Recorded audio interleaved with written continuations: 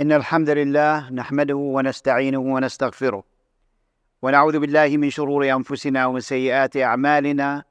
من يهده الله فلا مضل له ومن يضلل فلا هادي له، وأشهد أن لا إله إلا الله وحده لا شريك له، وأشهد أن محمدا عبده ورسوله.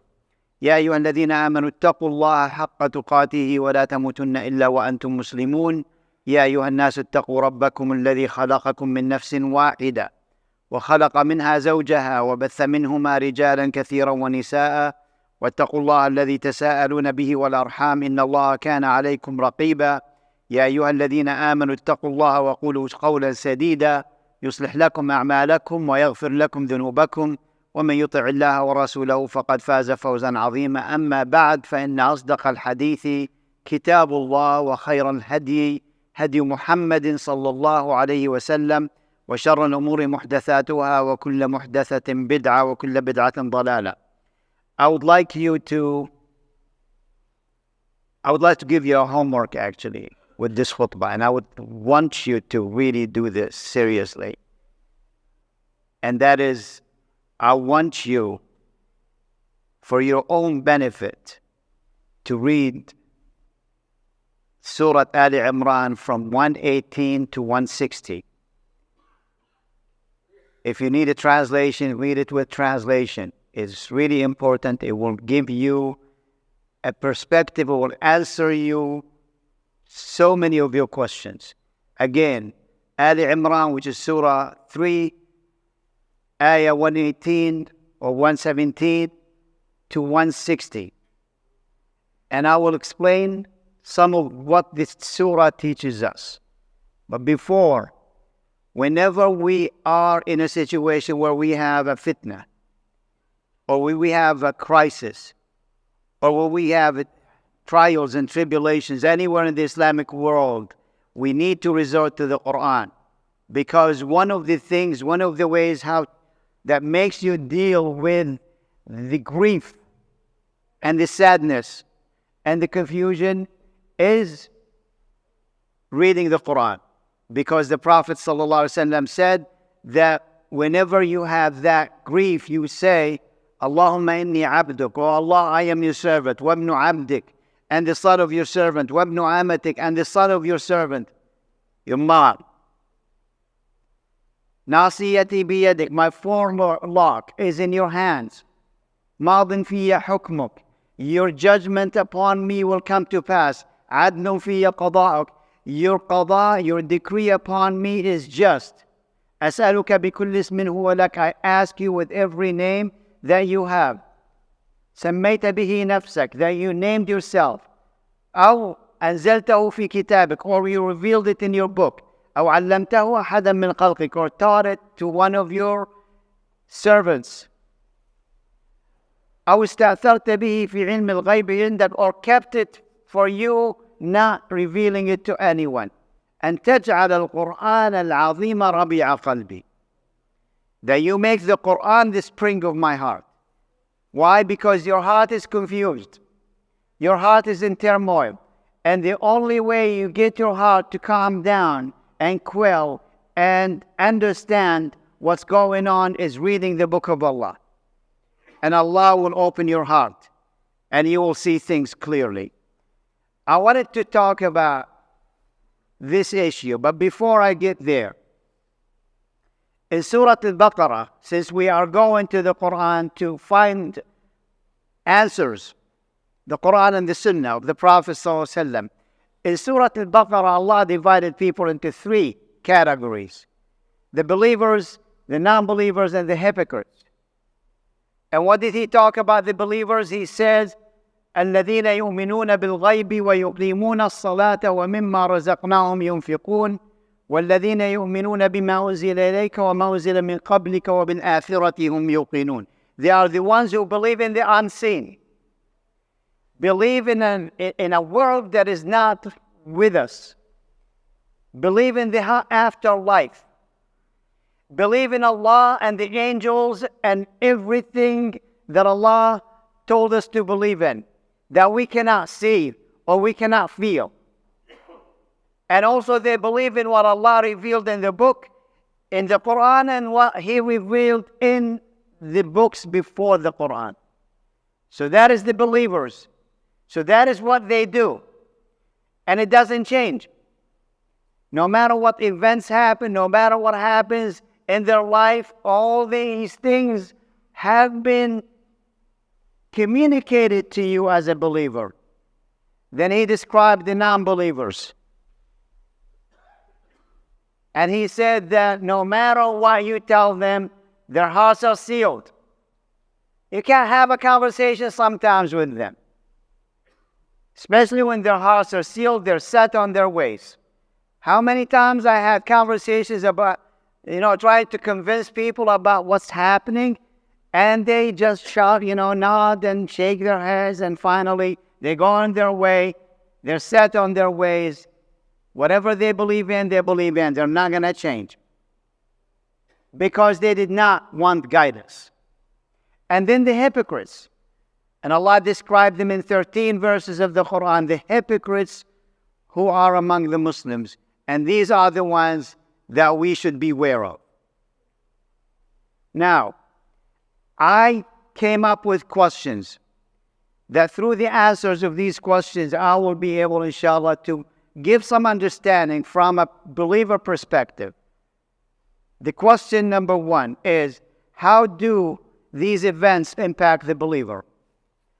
How do they impact you? You get sad, yes. You have emotions. You get angry. But what do? You resort to Allah subhanahu wa ta'ala. And you ask Allah for guidance. Because we always say, Ihdina sirat al-mustaqim. We need to mean it. When we ask Allah to guide us to the straight path, what He says, I read when Allah subhanahu wa ta'ala described those who resort to prayer and who are patient, He described them as أولئك عليهم صلوات من ربهم ورحمة وأولئك هم المهتدون. They are the ones upon whom Allah's mercy and blessings will descend. And they are the ones who are rightly guided. They sought guidance and Allah gave them guidance. One of the best things that I read by Shaykh Ibn Ashur rahimahullah, he says, يَسْأَلُ الْمُؤْمِنُونَ الْهِدَايَةَ مِنَ اللَّهِ. The believers will ask guidance from Allah. فَإِذَا اهْتَدَوْا. When they are guided, لَمْ تُزْعِجْهُمُ الْمَصَائِبِ وَلَمْ تَكُنْ لَهُمْ حَاجِبًا عَنِ التَّحَقُّقِ فِي مَقَامِ الصَّبْرِ لِعِلْمِهِمْ أَنَّ الْحَيَاةَ لَا تَخْلُو مِنَ الْأَقْدَارِ. He says, when they are guided, when their hearts are guided, that tribulations and trials and fitness in this life will not faze them, will not bother them. Maybe they will get a little bothered by them, but it will not change them. It will even get them more straight on the path. And it will not keep them away from being patient. Because they know that Allah created this life on this earth with trials and tribulations, with difficulties and hardships, with fitness, with miseries, with hardship, basically. It is common. That is the nature of this life. The nature of this life is like, it will break you. It will break you. But a believer does not get broken in their heart. His heart stays firm. And they read the book of Allah. They rush to worship Allah. They seek Allah with dua and good deeds. And they do what they're supposed to do. As believers, what Allah tells them to do. Now, how do these events impact the hypocrites? What do the hypocrites do? Or the weak ones? He says, وَأَمَّا الَّذِينَ لَمْ يَهْتَدُوا. He says, as for those who are not guided, or refuse to be guided, فَهُم يَجْعَلُونَ الْمَصَائِبَ سَبَبًا فِي اعْتِرَاضِهِمْ عَلَى اللَّهِ أو كفرهم به أو قول ما لا يليق به أو شكهم في صحة الإسلام. يقولون لو كان هذا هو الدين المرضي لله لما لحقنا عذاب أو مصيبة. وهذا شأن أهل الضلال من الكفار والمنافقين. He says, as for those who refuse to be guided, the hypocrites and everyone who's weak in their iman, they will be shaken. They will be shaken. They will even start using the masayib, or the trials and the difficulties that happen, these events that happen, to blame Allah.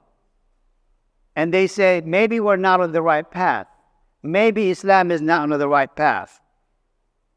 If it were, Allah would not do this to the Muslims. They would say that sometimes, and you hear it from so many people.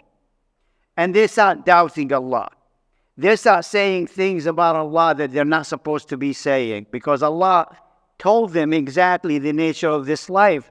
It's not like Allah didn't tell you that He didn't tell you that you're going to live here forever, a happy ever after. He didn't tell you that. He didn't tell you that. He told you it's going to be hard. He told you that وَلَنَبْلُوَنَّكُمْ بِشَيْءٍ مِّنَ الْخَوْفِ وَالْجُوعِ وَنَقْصٍ مِّنَ الْأَمْوَالِ وَالْأَنفُسِ وَالثَّمَرَاتِ. He told you that already. That He will test you with loss of life, and make you afraid and make you worry. There's no guarantee that this life is going to be happy for you. And Allah told you, وَتِلْكَ الْأَيَّامُ نُدَاوِلُهَا بَيْنَ النَّاسِ. He may give it to you, He may give it to someone else. To test you, to test the believer, and to destroy the non-believer. How do you think Allah sometimes destroys the non-believer? By giving them more and more and more and more until they hang themselves with it, until they're destroyed. So, and they say what they used to say to Musa, وَإِن تُصِبْهُمْ سَيِّئَةٌ يَطَّيَّرُوا بِمُوسَى. When something bad happens to them, they will say, it's because of Musa. It's the superstition of Musa. And Musa has bad luck on us. If we never had him, we would have been living a better life. Or what the hypocrites of Medina used to say, وَإِن تُصِبْهُمْ سَيِّئَةٌ يَقُولُوا هَذِهِ مِنْ عِنْدِكَ. That if something bad happens to them, they will tell the Prophet, this is because of you. If we didn't listen to you, our brothers would have been alive by now. Read that Imran, and you will find all these conversations in that surah, as I asked you. It's so interesting because everything is clear that Allah put for us in the Quran. Now the next question, did the Ummah of Muhammad experience events like this before? Definitely yes. During the Prophet Muhammad ﷺ, the Prophet was tried so many times. He was tried in Mecca, right? Until they exiled him out of Mecca. They kicked him out of Mecca. He had to leave. So many of his companions died under the torture in Mecca.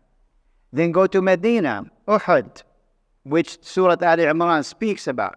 What happened? The hypocrites, when they left him, 300 of them left the army and only ended up with 700 only to face 3,000. Or maybe double the number. 2,000 or 3,000 to face them. And the Prophet ﷺ had to face that. And he lost his uncle. He lost 72 of his companions. Yeah, he got hurt. So yeah, the Prophet went through this difficulty and hardship. And Allah told him that you would think you will go to Jannah without making clear who's believer and who's not believer. That battle of in the Surah Al-Imran, the battle of Uhud, distinguished the believers from the hypocrites. Now the Muslims know who the hypocrites were because of that battle. There's always, whenever you have a situation, you will find who's with you and who's not. Who's honest and who's not. So Jannah is not cheap. And Allah will choose people to be in the higher levels of Jannah. Now go back in the list. The crusade.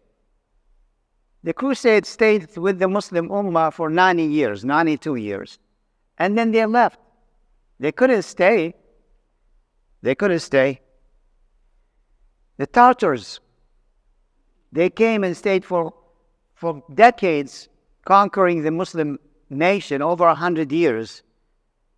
And finally they were defeated, and they were defeated by a young man, just like that man there. The Tartars came to India and took that young man as a slave. His name was Mahmud Qutuz. They named him Qutuz because he was courageous, only to sell him in slavery to the Ayyubids. And he grew up in Egypt, and he became the leader who defeated them. He was born as a slave from India, from the Khwarizms tribe. And it took him his whole lifetime, and finally he was the leader that got rid of the Tartars. They couldn't stay. And interestingly enough, a lot of the Tartars became Muslim too. Then you go down the list, the colonialism, the invaders from Europe who came and invaded the Muslim nation and stayed there for decades. And finally they had to give up. Algeria gave 1 million martyrs. Algeria by itself. And France said that they would never leave Algeria. They were defeated. They left. All of these examples is to give you hope that no one targets the Muslim Ummah and remains victorious. Why? Because victory will always be for the believers. Allah has promised that. And why? Because the Ummah of believers is an Ummah of faith, not an Ummah of dunya. They're not after the dunya. I mean, the things that if you read what these people did, what these invasions did to the Muslims, you would think that there will be no Muslim on earth, because they attacked the Muslims in such ways that you would think that there's no way they could get up. Just like what they're doing to Gaza now. Annihilation, genocide. But no, they forget that we are saints. And I'm going to use that lie. That we grow back up, we bounce back up. It doesn't matter. Muslim Ummah is an Ummah of faith, an Ummah of Aqidah, an Ummah of Ghayb. Because they believe in the promise of Allah. They believe in the promise of Allah. That is the difference. They are undefeatable, indestructible. Because you're talking about Aqidah, a Tawheed. You're talking about the message of Allah.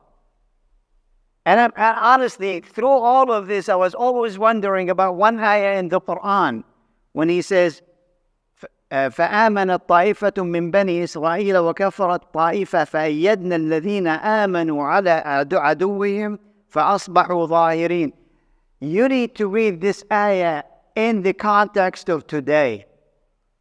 فأيدنا الذين آمنوا على عدوهم فأصبحوا ظاهرين. The believers will be supported by the promise of Allah. I could never understand the meaning, and that is one of the meanings of that ayah. The believers will always be victorious. It doesn't matter how much you beat them up. You kick them. You bury so many of them. To a believer, our arena is not just this dunya. Our arena is this dunya and the akhirah, because we know what the believer offers to Allah subhanahu wa ta'ala will remain in the akhirah. It's not for this dunya. Yet in this dunya, we'll get up and pick ourselves up. So what makes the Muslim Ummah undefeatable? It's the Aqidah. It's the book of Allah, because they always go back to it. They always go back to it. It's the people who come and pray in the masjid 5 times a day, connected with Allah 5 times a day, knowing that Allah tells them, وَاسْتَعِينُوا بِالصَّبْرِ وَالصَّلَاةِ إِنَّ اللَّهَ مَعَ الصَّابِرِينَ. Now the next question is, what do Allah and the Messenger tell us to do? And this is what I will talk about inshallah in the second khutbah. أقول قولي هذا وأستغفر الله.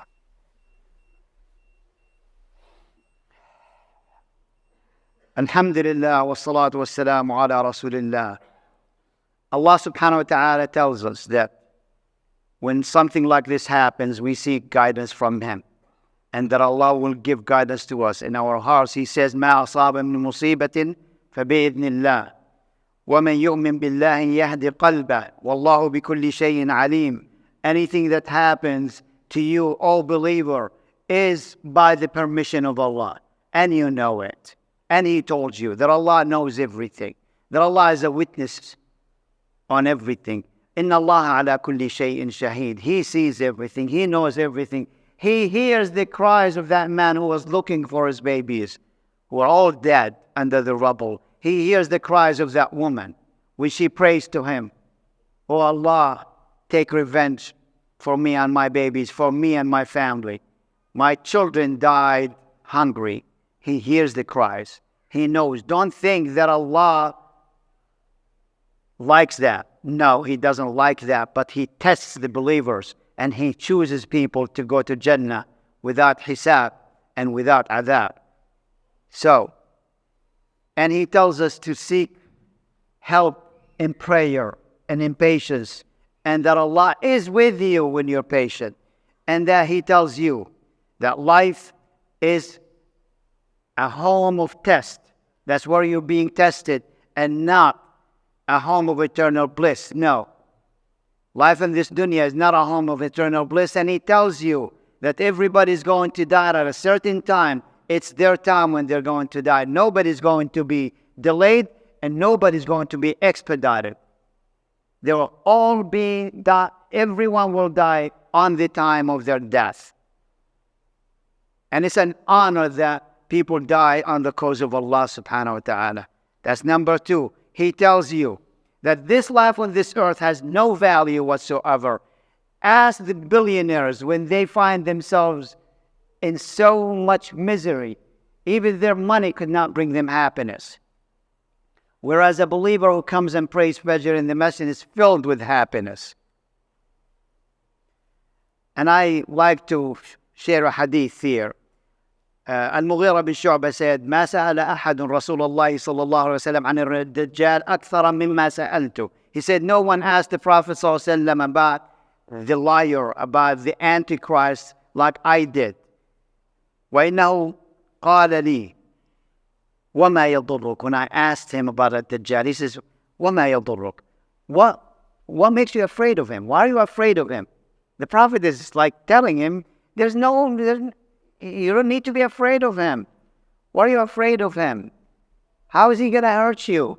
The Prophet is telling him, indicating that when you have your faith in your heart, how is he going to hurt you?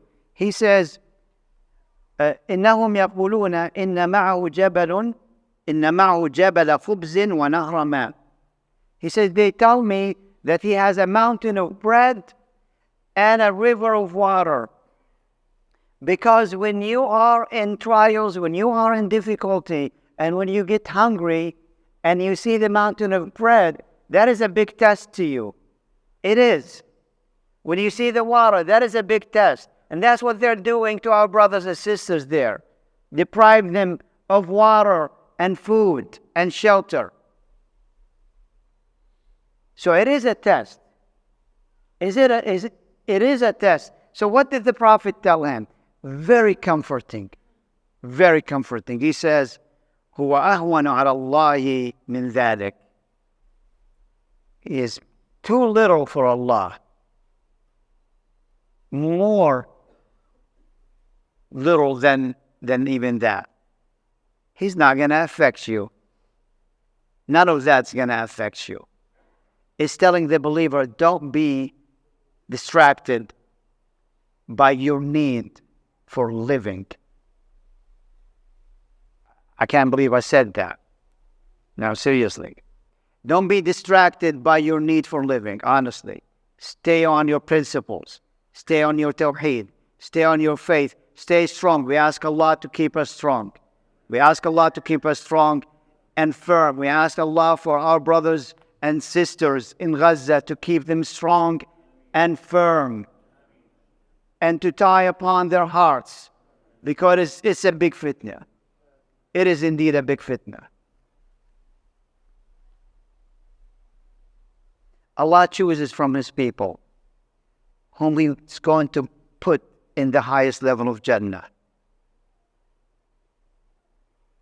And it is the sunnah of this dunya that Allah gives it to some, takes it away from some, and gives it to another. But you have to understand, one of Allah's sunnah is that a country based on oppression and injustice and bigotry and discrimination will never last. What did the Prophet ﷺ tell us? And I will conclude with this. 1, he says, عِبَادَةٌ فِي الْحَرْجِ كَهِجْرَةٍ إِلَيْهِ. Worshipping Allah in times of fitna is like migrating to the Prophet ﷺ. Why? Because you will be distracted. You will be busy. Your brain is confused. The best way for you to get back, or let's say rebooted, and get back on track with your principles where you don't change, with your heart is firm, is to worship Allah. Do all kinds of worship, dhikr, fasting, reading Quran. And I repeat it, reading Quran all the time, because in it you'll find your answers. You'll find your guidance. Stay away from the sin. Stay away from the sin, because it will take you away from Allah. Sinning will take you away from Allah, which means more confusion and more darkness in your heart. Then the Prophet ﷺ said, بَادِرُوا بِالْأَعْمَالِ الصَّالِحَةِ فَسَتَكُونُ فِتَنًا كَقِطَعِ اللَّيْلِ الْمُظْلِمِ يُصْبِحُ الرَّجُلُ مُؤْمِنًا وَيُمْسِي كَافِرًا وَيُصْبِحُ كَافِرًا وَيُمْسِي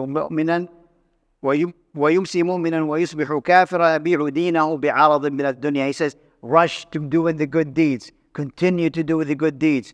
Don't stop from doing the good deeds. That pleases Allah subhanahu wa ta'ala. Why? Because there are trials that will come, that will be so dark, that you will be so confused, that a believer will wake up as a believer, and by the end of the day he will become a non-believer. And he will, by the end of the day, will be a believer, and when he wakes up a non-believer. Why? Because he sells his deen, he sells his soul with a few things of the dunya. Remember, a mountain of bread and a river of water. That's how the Dajjal is going to try to deceive you. When he deprives all the others who are believers, he will say, hey, believe in me, and you'll get the best life you could ever have. Don't be distracted. That's what the Prophet said. How can we resist that? By not stopping the good deeds. And the last one, which is an amazing hadith, he says, إِذَا قَامَتِ السَّاعَةِ وَفِي يَدِ أَحَدِكُمْ فَسِيلَةٌ فَلْيَغْرِسْهَا. If the day of judgment happens, the greatest event you could ever think of happens, and you have a branch of tree in your hand, plant it. What? But the day of judgment is happening. This tree will never grow, will never have fruits. It doesn't matter. You plant it. Why? Because it's about building. It's about doing the good things. It's about building, not destroying. That's what a believer does. He heals, he does not destroy. He heals, does not destroy. That's what a believer does. That's the ethics of a believer.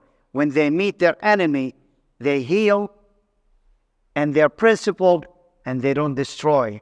Because all the people are people that Allah created, and we have a responsibility towards them, which is to guide them to the path of Allah subhanahu wa ta'ala. Keep that in your mind. Read the ayat of Surah Ali Imran and ask Allah all the time to relieve the hardship and the difficulty from the Ummah, and especially from our brothers and sisters in Gaza. Allahumma aqsim lana min khashyatika ma tahulu bihi baynana wa bayna ma'siyatik. ومن طاعتك ما تبلغنا به جنتك، ومن اليقين ما تهون به علينا مصائب الدنيا. ومتعنا اللهم بأسماعنا وأبصارنا وقواتنا أبدا ما أبقيتنا، واجعله الوارث منا، واجعل ثأرنا على من ظلمنا، وانصرنا على من عادانا. اللهم لا تجعل مصيبتنا في ديننا، اللهم لا تجعل الدنيا أكبر همنا ولا مبلغ علمنا ولا إلى النار مصيرنا، واجعل الجنة هي دارنا برحمتك يا أرحم الراحمين. اللهم يا قوي يا عزيز يا ذا الجلال والإكرام يا حي يا قيوم، كن لأهلنا في غزة نصيرا ومعينا. اللهم كن لهم نصيرا ومعينا. اللهم اربط على قلوبهم وثبت أقدامهم ووحد كلمتهم. اللهم أنزل عليهم رحماتك، وأنزل عليهم مددك ونصرك ورحمتك وأمنك. اللهم آمنهم في بيوتهم، آمنهم في حواريهم، آمنهم في مدنهم وقراهم. اللهم أطعم جائعهم، وتقبل شهيدهم، واكس عريانهم، وشافي جريحهم. اللهم آوي مشردهم، اللهم آوي مشردهم. اللهم انصرهم على عدوك وعدوهم نصرا مؤزرا. اللهم منزل السحاب، اللهم منزل الكتاب ومجري السحاب، وهازم الأحزاب، اهزم الأحزاب والظالمين والمعتدين ومن والاهم. اللهم أرنا فيهم آية من آياتك. وصل اللهم على محمد وعلى آله وصحبه وسلم، وأقم الصلاة.